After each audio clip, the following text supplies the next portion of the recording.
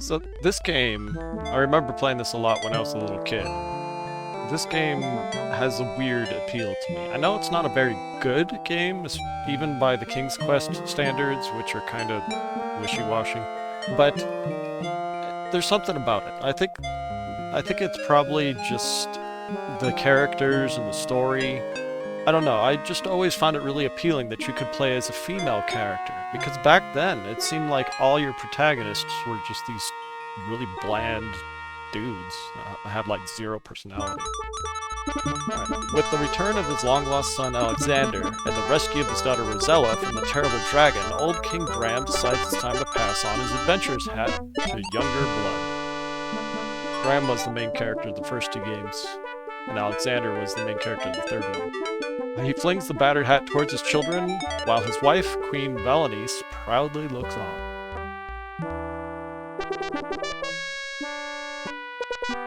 Graphics. The hat arches through the air. Suddenly, King Graham experiences a terrible squeezing pain in his chest. "Help me," he rasps. The adventurer's hat lies, unclaimed upon the floor, forgotten.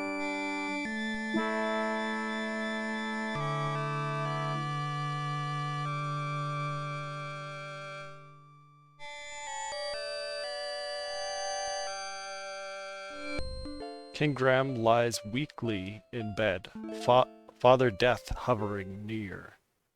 Grief suddenly overwhelming her, Rosella runs from the room.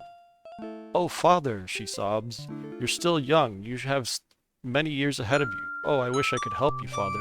"Do you really mean that?" a soft voice asks. Rosella looks up but sees no one. Who's speaking to me?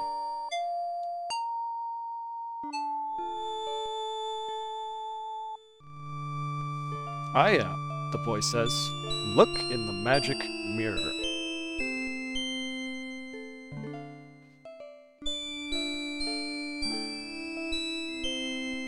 Rosella sees an image in the mirror. "Who are you?" she queries.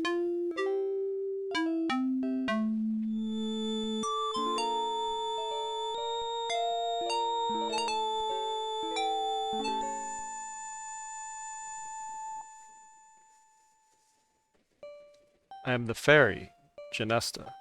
In my land of Tamir, there is a remarkable tree. This tiny tree needs 100 years to bear a single fruit. But this is no ordinary fruit, for if a person were to eat it, they would find that good health and well-being would fill them theirs for many years." Rosella is much heartened by the news. Where is the land of Tamir?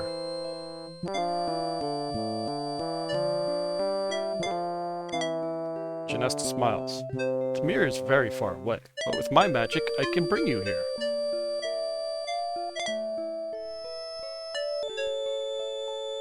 That's convenient. Rosella senses there is more to the story, but I suppose there are some problems. There's always problems. Again, Genesta smiles. "Yes, you are correct, Rosella. If you're willing to come to Tamir, I will explain the situation." "I think you should get an explanation first. However, once I bring you here, I can't send you back. You will have to help me first." "Get the explanation first, obviously." Confused, Rosella says, "I don't know. What if I can't help you? Or find the tree?" See, Rosella's no dum-dum. That's what I like about her. Genesta pleads, "You must decide now, Rosella. My powers are growing weaker by the minute." "What, act now, supplies are limited?" Is that what we got here?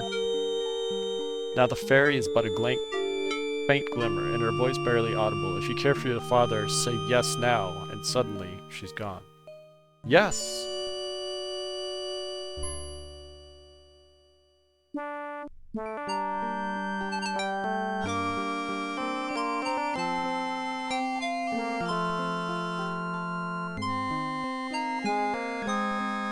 The lovely fairy speaks. I am the fairy Genesta. Welcome to Tamir.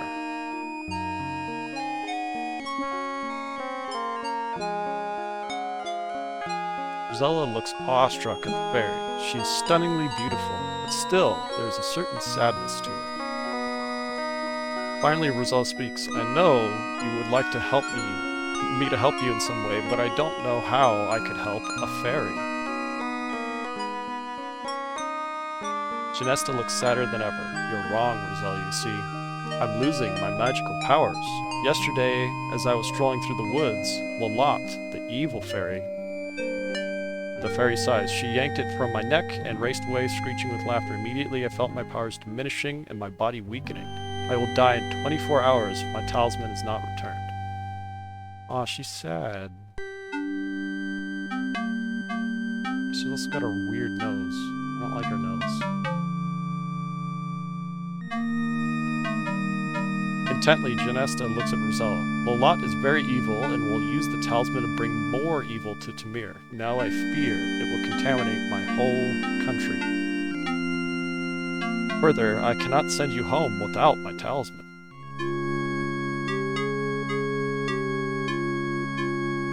Rosella is unsure as to what she can do. Meekly she asks, I want to help you, but how? You can do more than you think, Rosella, Genesta assures her. I believe you will be able to penetrate Lalot's domain.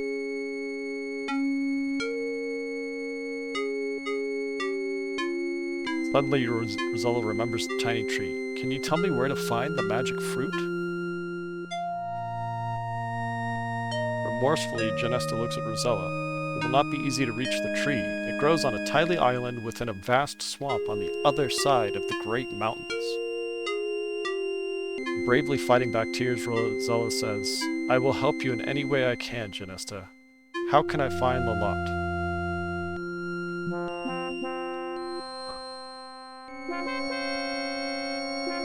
The beautiful fairy points eastward. Lalot's castle overlooks Tamir from the great mountains.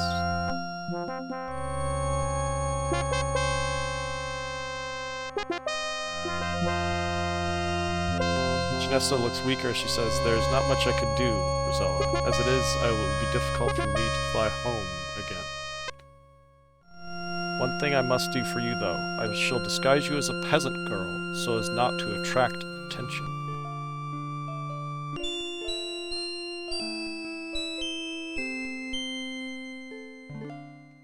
Thank you, Genesta, I think, Rosella stammers.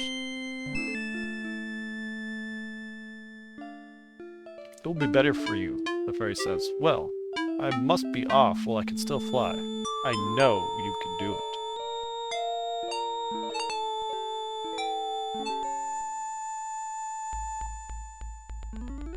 Goodbye. Good luck.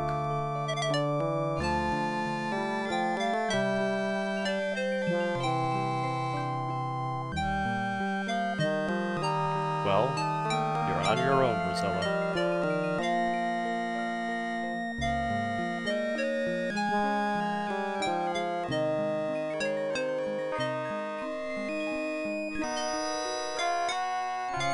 Okay, can I play now? I have to wait for the music to end.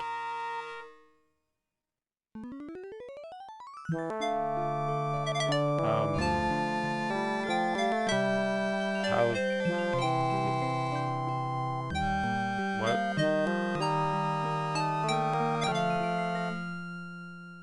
Okay. Alright, so... I can use the keyboard to move around, I can even use the mouse to move around. How do I get to my inventory? Click at the top of the screen and press escape. Okay. Okay. Inventory. You are carrying nothing. Alright, so let's go ahead and save. Alright. Let's go this way.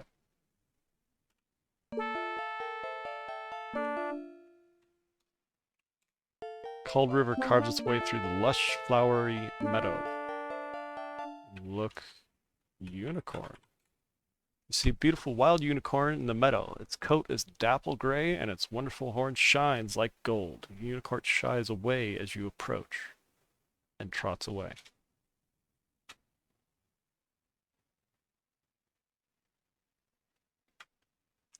Look, river. The cold water of the river rushes westward. Drink water. Drink water. Ah, it tastes good. Oh, that's nice. Look, flowers. Colorful wildflowers grow among the small rocks and bushes of the meadowland. Take flowers. It would waste your precious time to stop and pick flowers. Well, fine, should. I didn't want the flowers anyway. Hey, it's a unicorn again. Talk to unicorn. Sing to unicorn. Sing. Beatbox. Whatever.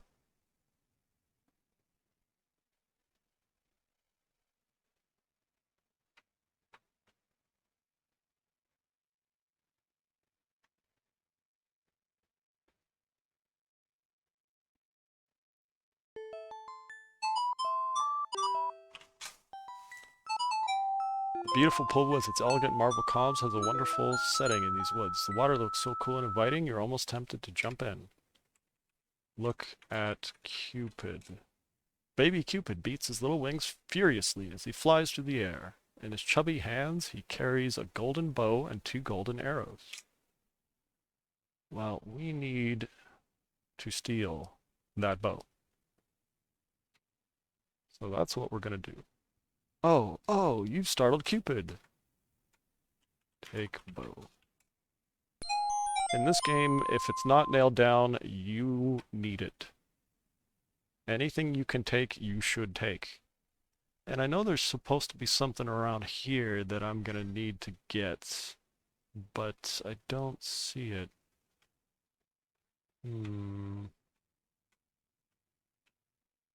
I guess I can get it later.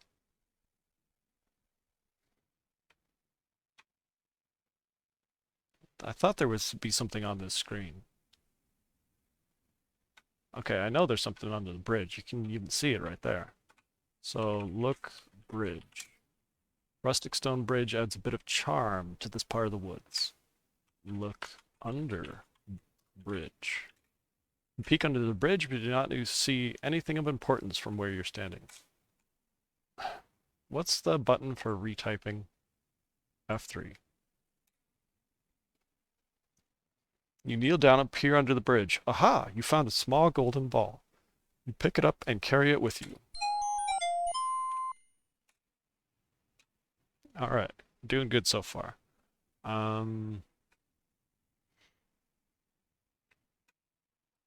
Now, if I remember correctly, there should be a place where I can use this ball right here. Look.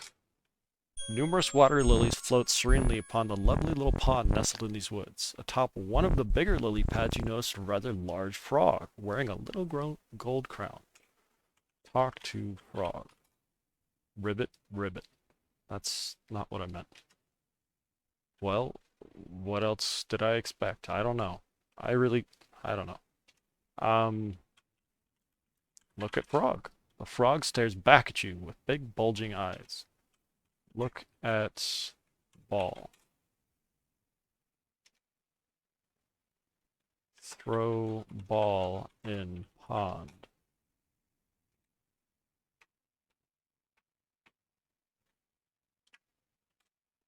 You accidentally drop the golden ball into the pond. From atop a lily pad, a large green frog leaps into the water and disappears from view. A moment later, the frog emerges with, yes, your lost ball in its mouth. It seems as if the frog is kindly returning your gold ball to you. Some of these puzzles might seem really bizarre, and yeah, I mean, some of them are.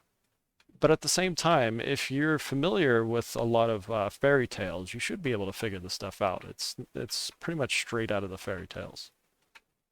So obviously now we want to kiss the frog. Take frog.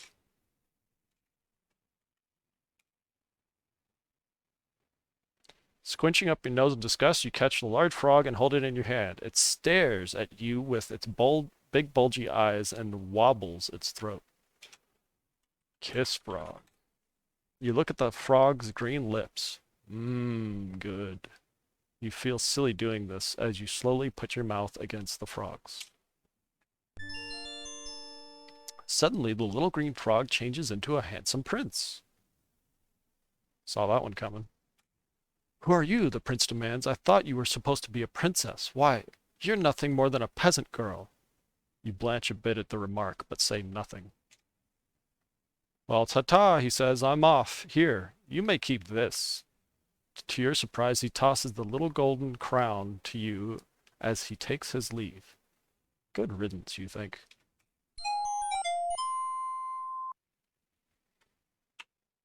Look, crown.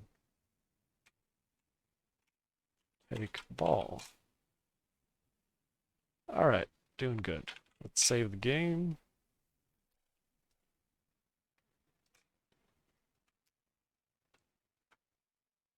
Oh, the graveyard.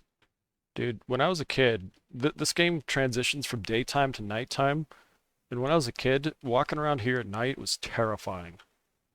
Because there's like zombies that come out and they will just murder you. This rundown, gloomy cemetery gives you the creeps. Many of the old tombstones have fallen over, and then the entire place is overgrown with grass and weeds.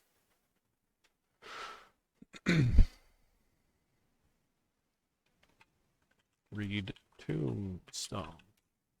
Here lies Newberry Will. His life was finished 'cause he took ill. But none'll miss him. He should have been wiser. 'Tis his own fault for being such a miser. Poor Will. Thorpe's corpse. Nice. Real nice. Here lies the body of Mary Ann Louder. She burst while drinking a seidlitz powder. Called from the world to her heavenly rest, she should have waited till it effervesced.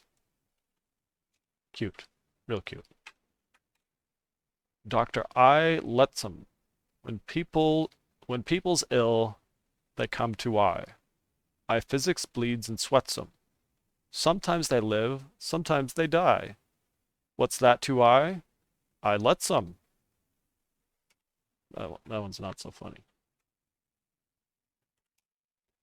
To the ever-loving memory of Hiram Bennett, baby son of Edward and Sarah Bennett, who by a sudden surprise fell asleep the 11th day of November, 1553, aged 6 months. Well, that one's just not funny at all. That one's just depressing. I wanted a funny one. What the heck? What do you mean I'm not close enough? Oh, this is a wall. That's not a grave. Look, tree. Old rotting tree adds an appropriate charm to the decrepit cemetery. Look in tree. There's nothing of importance in the old tree. Well, read tombstone. Beneath the stone, a lump of clay, lies Uncle Peter Danels, who early in the month of May took off his winter flannels. Flannels.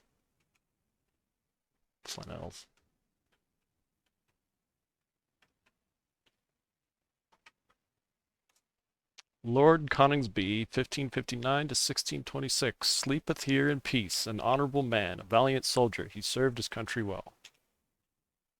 Okay. I plant these shrubs upon your grave, dear wife, that something on the spot may boast of life. Shrubs must wither, and all earth must rot. Shrubs may revive, but you, thank heaven, will not. Dude, that is harsh. That's cold, man. Strong and athletic was my frame, far from my native home I came, and manly fought with Simon Brine, alas, but lived, did not to return. Reader, take warning by my fate, lest you should rue your case too late. If you have ever fought before, determine now to fight no more. Okay, I guess I can open that now.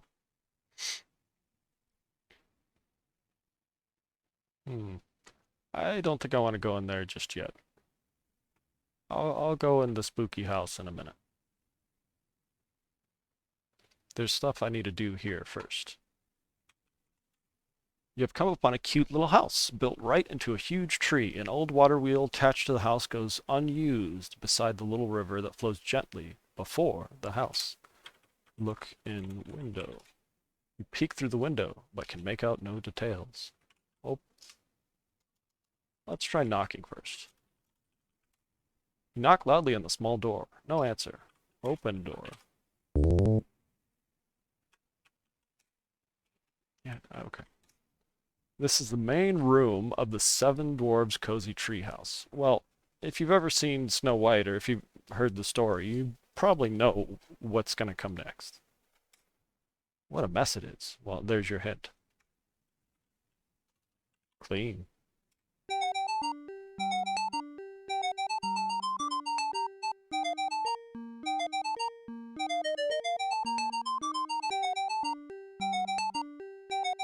House Making Simulator 2000. Or wait, when did this game come out? Like 84, 85? Whatever.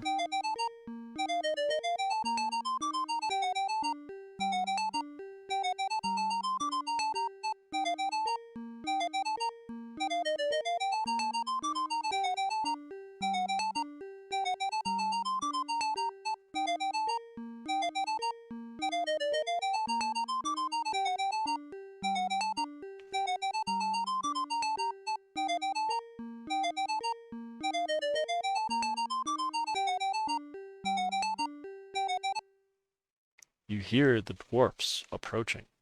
You watch quietly as the dwarfs file in one by one, get a bowl of soup, and take a seat at the table.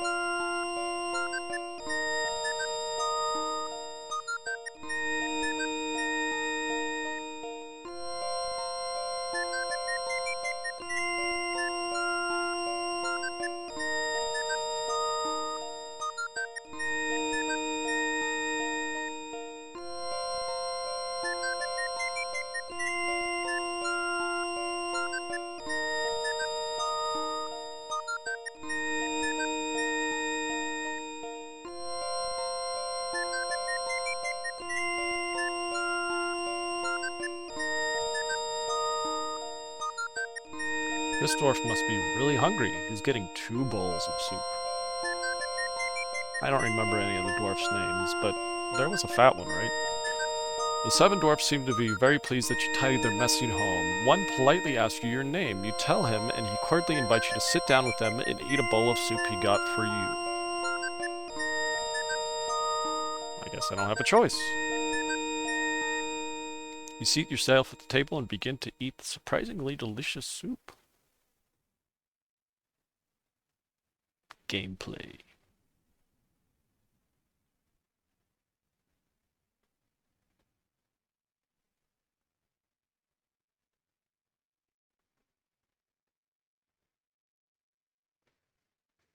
Now I'm getting hungry too. Jeez.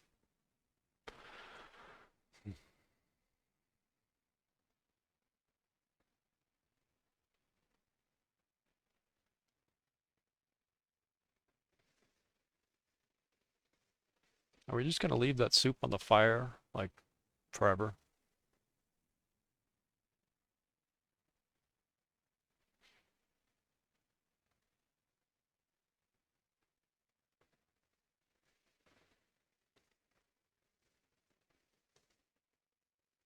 Time for the little men to go back to the mine. Goodbye. Thanks for the soup, you call as they take their leave.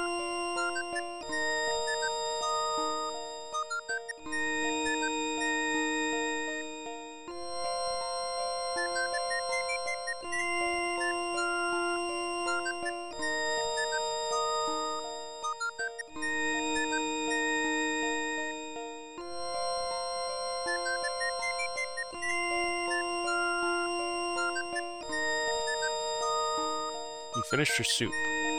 Also, it was the best soup you've ever tasted. Maybe, though, you were just really hungry.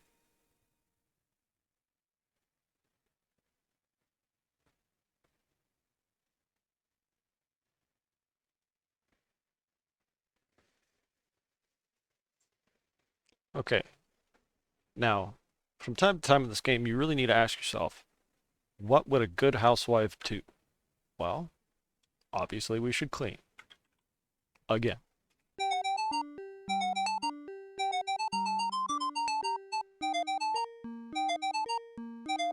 I like how she has her own cleaning theme.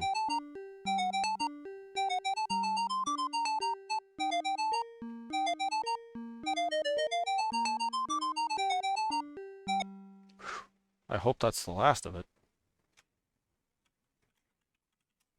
You see a long wooden table.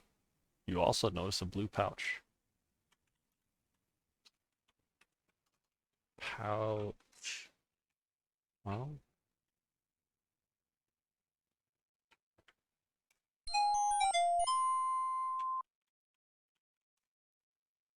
it's a diamond pouch.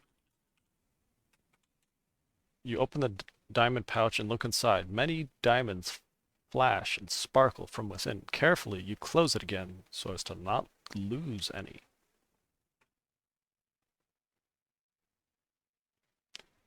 Huh. Well, I know what you're supposed to do. Cupboard. Open closet. Look inside closet. What do you mean? Closet contains only an old broom. Take broom? Well, fine. I didn't want the broom anyway. Jeez. What you're supposed to do is you're supposed to go give him back the diamonds. So why don't we go do that real quick?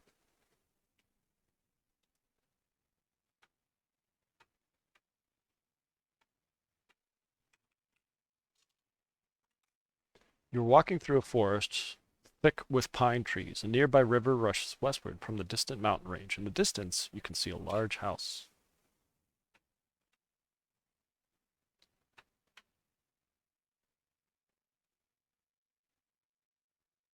Um, where's the place I'm looking for again? Oh, here we go.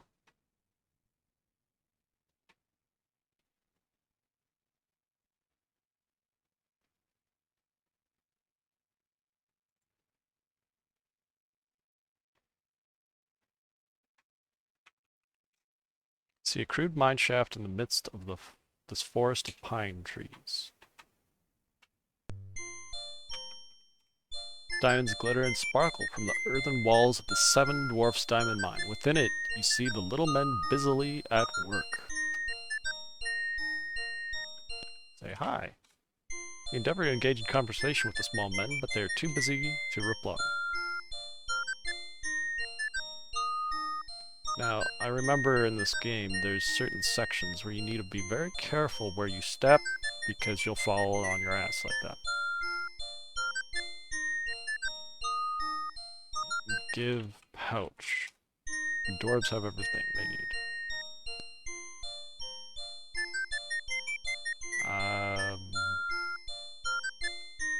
Talk. You say hello to the small man next to the diamond bucket. He seems amazed to see you here. Rosella, he exclaims. What are you doing here? Don't you know this ain't no place for a fine girl like yourself? You don't agree with that, but you don't argue. Give pouch. Try standing in front of the head dwarf. Being an honest person, you offer the forgotten pouch of diamonds to the dwarf. His gruff exterior softens a bit. Nah, you can keep it, he says. We got plenty here. We also got an extra lantern we ain't using. Here, go ahead and take it. The dwarf's gruffness returns as he says, now skedaddle on out of here.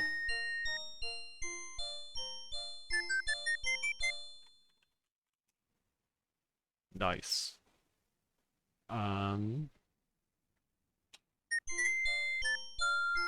Say bye. Say goodbye.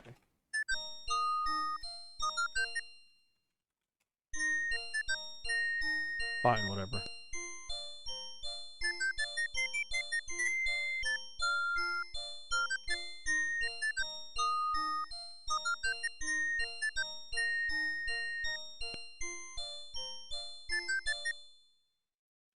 Hmm.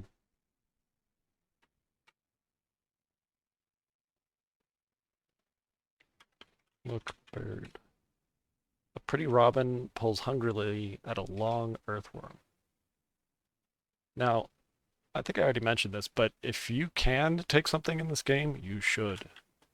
So let's take that worm. We need to stick a worm in our pants? No, she's got a dress on. Alright,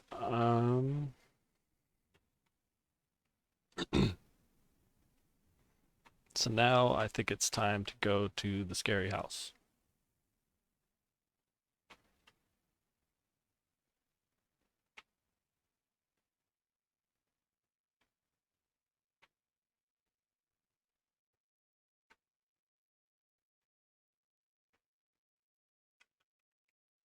Indeed, this is a spooky old house. It looks as if no one lived here for many years. Flanking the old house on both sides is a rundown cemetery. A thick forest looms all around.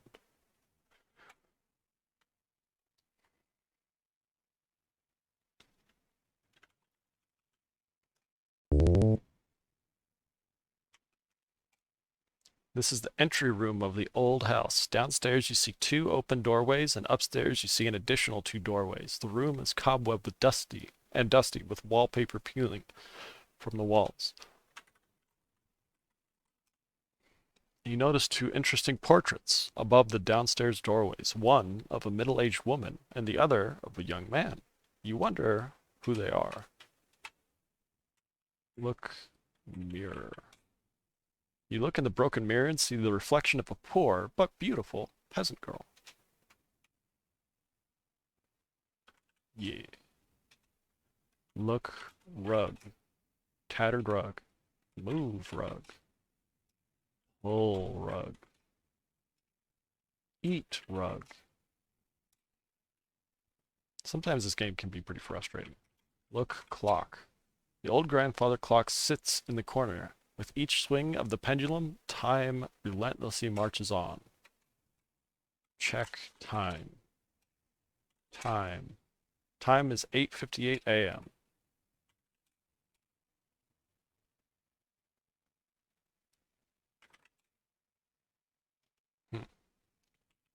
Look. Considering the disarray of the rest of the house, the parlor looks in relatively good order. However, the fireplace is cold and unused. The bookshelves are almost bare, and the old furnishings are dusty. Look, book. You examine a few remaining books on the bookshelves. Only one catches your attention. It is entitled The Complete Works of William Shakespeare.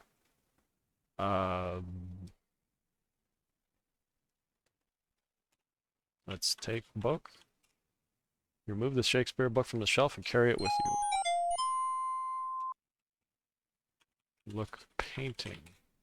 An interesting portrait of a young girl hangs above the fireplace. You gaze at it intensely and notice that her eyes seem to stare at the left wall of the parlor. Look at wall. You examine the left wall very closely and notice a little latch. Use latch. Open latch, pull latch. You flip the latch in the wall, and behold, you have discovered a secret door. Look, door. Yeah, I already know. No,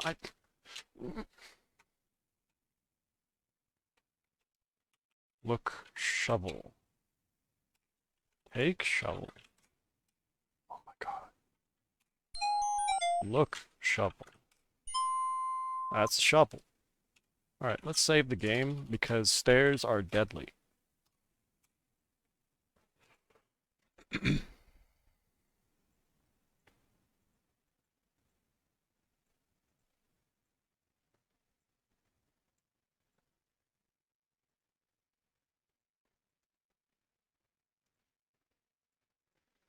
You cannot do this part with a keyboard. This part's hard enough to do with a mouse.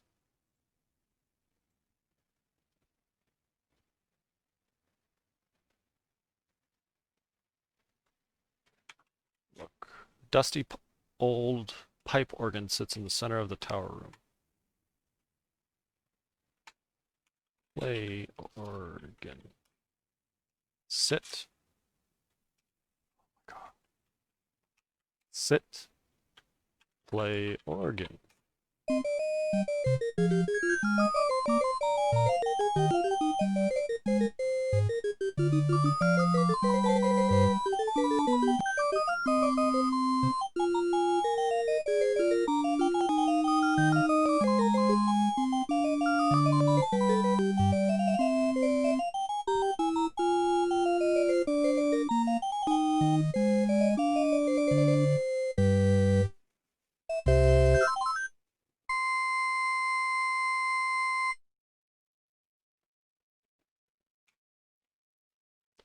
Stand up.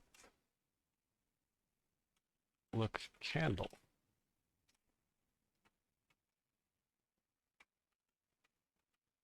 Go downstairs. Go down. I'm gonna die. I'm gonna die.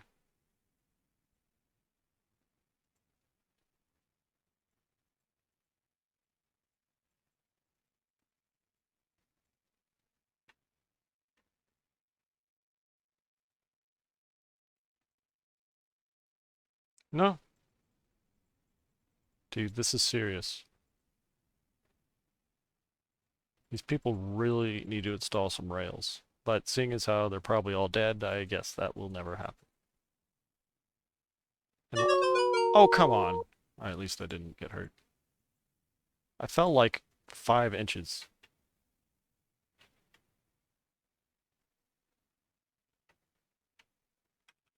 Look, table.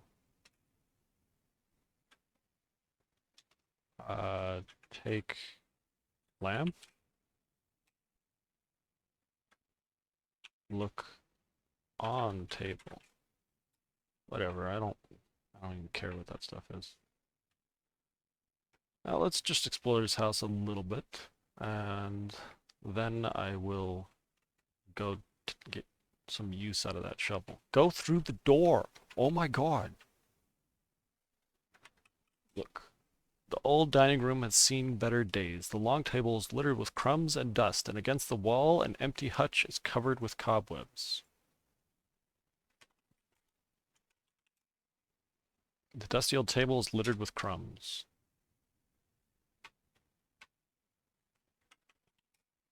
The old kitchen is quite bare. The fireplace has been cold for years, and the dusty pantry is empty, but for old crumbs. Look, fireplace. Fireplace is stone cold. An empty cooking pot sits in it.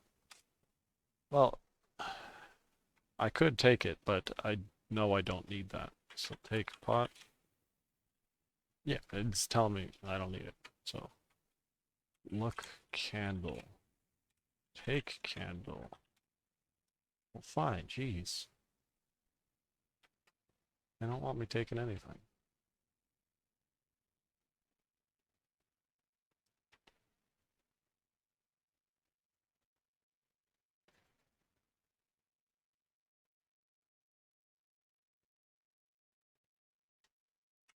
Look. This old bedroom must have once been very nice. You could imagine a cheery fire in the fireplace while its occupants slept snugly in the big bed. But sadly, this room has been abandoned for years. You look up at the ceiling and notice a closed trap door. Open cabinet. Open door. What is this called? Open drawer? Chest of drawers is empty. Open cupboard? Whatever. Open trap door. Yeah, I know I can't reach it. You have absolutely no way of reaching that trap door as it's too high, and moving the furniture is out of the question. Forget it.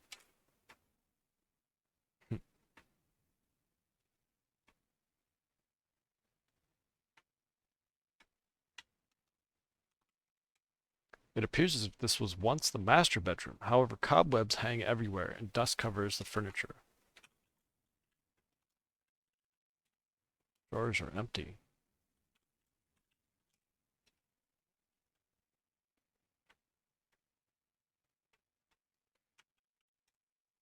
This old baby nursery must have once been a cheery place. Now, through neglect, cobwebs decorate the corners, wallpaper peels from the walls, and dust covers the nursery furniture. Somehow this is very sad to see this old ruined nursery.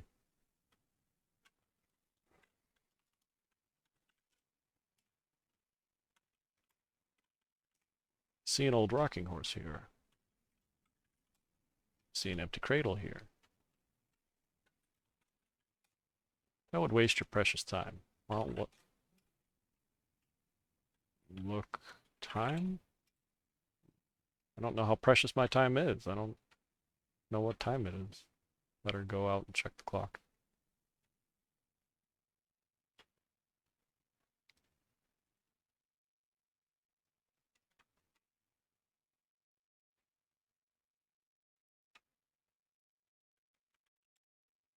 "9:21. Alright. I'm on schedule, I think. So, now, if I remember correctly, I'm going to have to use the crown I got from that frog. I'll have to come back here later to go for a swim.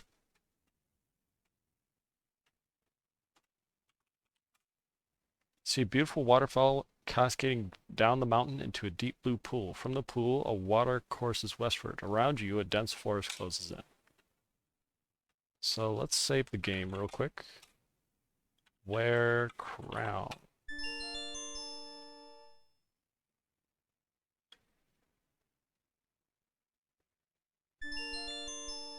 Sure feels good to be yourself again. What's this? Why, it's a cave behind the waterfall. You see an old board lying by the cave entrance. Take board. Come on. That board is incredibly important. Alright, turn on lantern.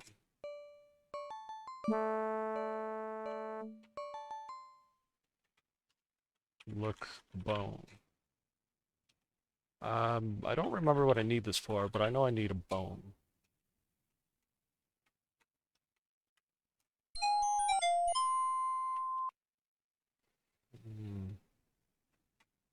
Now, I can go through the cave to search for that fruit that I need, but I know that there's other things I need to do first. So I'm gonna go do go take care of some other stuff first. And I think, wear crown. Poof, you're a little froggy.